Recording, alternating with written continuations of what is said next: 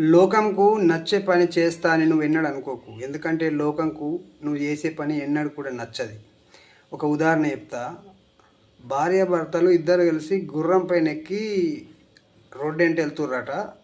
అప్పుడు కొంతమంది చూసిన వాళ్ళిద్దరు గుర్రం పైన ఎక్కిర్రు. గుర్రం పని ఈరోజు గోవిందా అన్నారట. అది విన్న భర్త భార్యను గుర్రం ఎక్కించి ఆ గుర్రాన్ని పట్టుకొని ముందు నడుస్తుండట.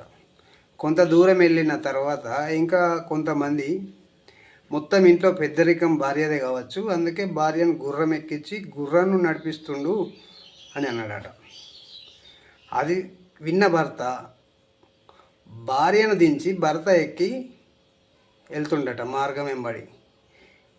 కొంతమంది మళ్ళీ అన్నారట, వాడికి ఏమైనా తెలివి ఉందా, ఆడదాన్ని కింద నడిపించి వాడు గుర్రం పైన నడుస్తుండు అన్నారట. అది విన్న భర్త ఇద్దరు కింద నడుచుకుంటూ గుర్రంను పట్టుకొని వెళ్తుర్రట.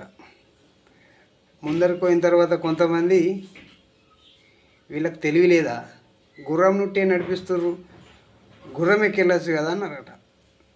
అంటే దీని అర్థం ఏంటంటే, ప్రజలు మనం ఎట్లా బతికినా దానికి ఒక పేరు పెడతారు. అందుకే ప్రజలకు మనం ఎన్నడూ నచ్చం. మన మనసుకు నచ్చిన విధంగా చేసుకోవాలి.